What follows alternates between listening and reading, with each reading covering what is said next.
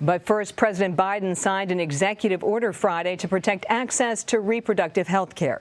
It comes just 2 weeks after the Supreme Court overturned Roe v. Wade, ending the federal right to abortion. During his remarks, the president said the court's decision was based on, quote, raw political power. He also urged women to have their say at the ballot box this November. CBS News political correspondent Caitlin Huey-Burns is at the White House with more. Well, what we're witnessing wasn't a constitutional judgment. It was an exercise in raw political power.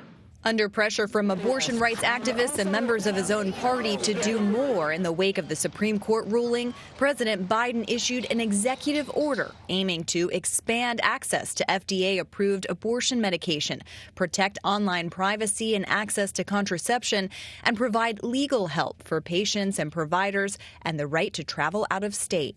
But the president suggested his power is limited and urged Americans to head to the polls in November. There is no constitutional right to choose. The only way to fulfill and restore that right for women in this country is by voting. The court now practically dares the women of America to go to the ballot box. The move comes as 8 states have already implemented abortion bans, including Mississippi on Thursday. Keep the clinics open! Louisiana's ban went into effect today, despite protests. There are certain pregnancies that are not viable. Abortion needs to be able to be accessed by everybody who's able to give birth, regardless of just healthcare options. Democratic lawmakers, including Senators Patty Murray and Elizabeth Warren, insisted the president must go further. We want to see them exhaust every opportunity. Minnie Timaraju is president of NARAL Pro-Choice America. What else would you like to see the president do? As more and more states pass bans that become more cruel and more problematic, declaring a national public health emergency would allow us, much like COVID, to have a really coordinated whole of government response that this executive order starts to do, but could really be more robust. Caitlin Huey-Burns joins me now for more. Caitlin, how is this executive order going to make a difference in immediate and practical terms?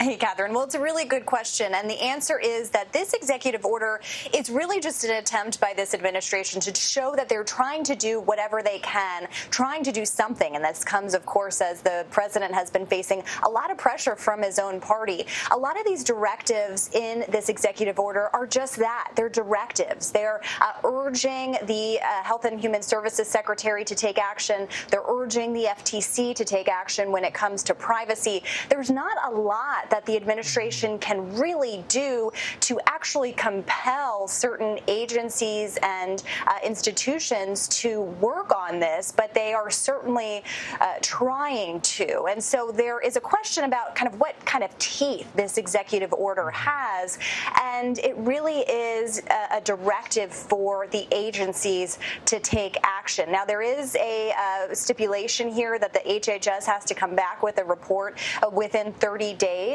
But you might have some of those around the country who are saying, what does this do to shore up protections right now? And basically what it's aiming to do is expand access to the abortion pill and kind of help people who are wanting to travel out of state for an abortion have some legal protections. So again, a lot of directives and not much that the administration can do unilaterally. Caitlin, the criticism is that the Democrats have controlled the House and the Senate and should have acted sooner. Did they miscalculate?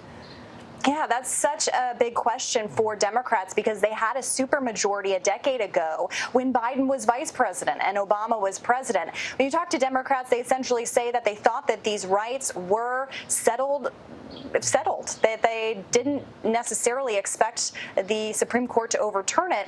That, has been challenged by Republicans for a really long time. Republicans have been working for decades to organize their voters around the idea of abortion, restricting abortion, and also around the idea of making the Supreme Court a more conservative one. That was something that really galvanized Republicans around Donald Trump in 2016. And so the idea that they didn't see this coming is just not plausible because Republicans have used this as an organizing principle for decades. So what they're trying to do now, Democrats, is really encourage people to turn out and vote in Senate and House races, but also in these local races where you're seeing now that this is kicked back to the states, it's up to governors and state legislatures to make decisions on abortion access.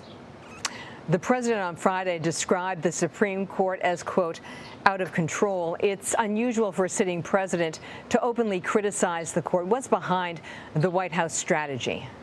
Yeah, Catherine, that's a really good point, and also unusual for this particular president to criticize an institution. He kind of campaigned as someone who would preserve the integrity of institutions, the value of them, and so you're seeing today this very forceful, some of the most forceful words we've seen him use against the Supreme Court. Now, he has stopped short of advocating for some things that Democrats would like him to do, which is advocate for expanding the number of seats on the Supreme Court. But today you saw him kind of try and reflect the anger and frustration that is within the Democratic Party right now, that there is really little they can do at this point. And we'll see if this is something that activists are happy with, whether it sustains them through the next several months and actually encourages them to show up in November, which is a long time from now. Caitlin Huey-Burns, thank you.